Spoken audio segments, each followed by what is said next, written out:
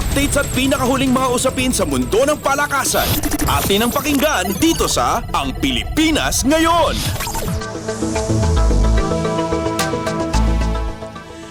Kinailangang magbanat ng buto ni Pinay tennis player Alex Ayala para talunin si Zeynep Sonmez ng Turkey 7-6 at 6-4 at makapasok ng quarterfinal round ng W16 Nantes sa France.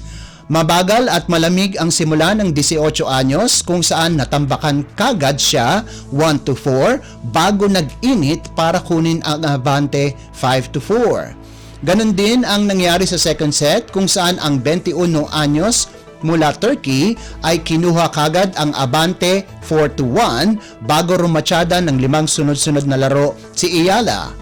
Dahil sa panalo, makakatapat ni Ayala sa quarterfinals ang third seed na si Leolia Jinjin ng France.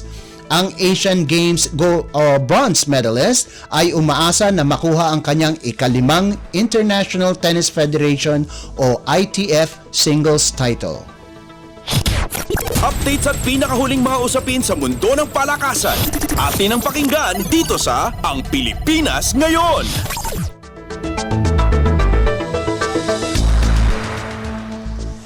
Nananatiling walang talo ang Petrogas Angels sa second 2023 Premier Volleyball League o PVL All-Filipino Conference pagkatapos talunin sa loob lamang ng 3 sets ang F2 Logistics Cargo Movers.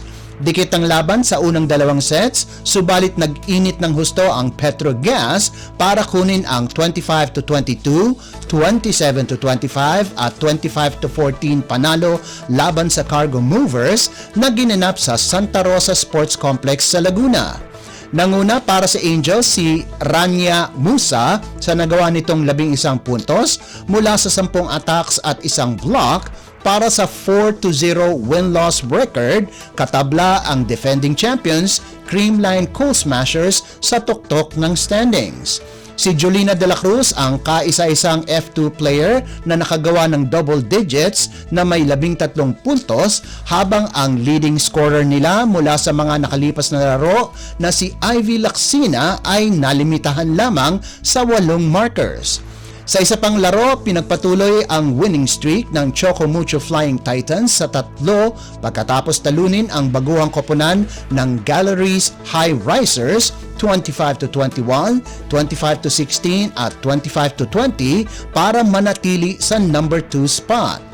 Nanguna muli para sa Choco Mucho si Cici Rondina sa nagawa nitong 16 na puntos mula sa 13 attacks, 2 blocks at 1 service ace habang nag-ambag sina Caitlin Viray at Bea De Leon ng 11 at 10 puntos ayon sa pagkakasunod para pagandahin ang record ng koponan sa 3-1. Wala namang player sa Galleries ang nakalikom ng double digits kung saan si Rap Aguilar ang nakagawa ng 7 puntos lamang. Updates at pinakahuling mga usapin sa mundo ng palakasan. Atin ang pakinggan dito sa Ang Pilipinas Ngayon.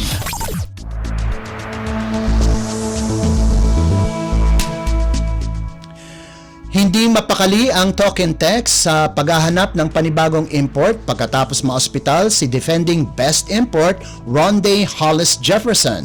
Sa katunayan, hindi nakapaglaro si Hollis Jefferson sa ikalawang laro ng Tropang Giga sa 2023-2024 East Asia Super League o EASL sa Santa Rosa, Laguna.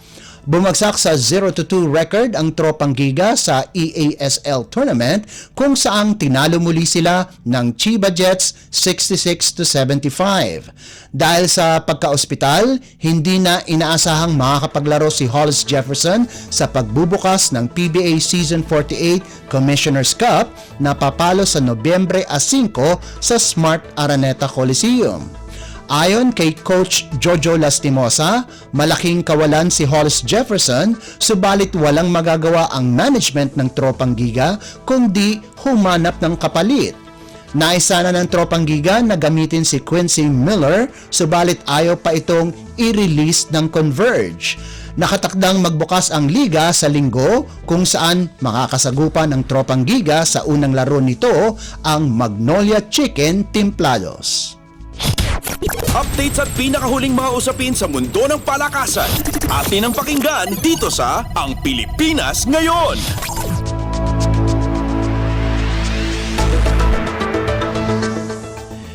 At yan ang pinakahuling balita sa larangan ng palakasan. Para sa Radyo Pilipinas World Service, ito po si Leo Magpayo. Magandang araw. Updates at pinakahuling mga usapin sa mundo ng palakasan. Atin ang pakinggan dito sa Ang Pilipinas Ngayon.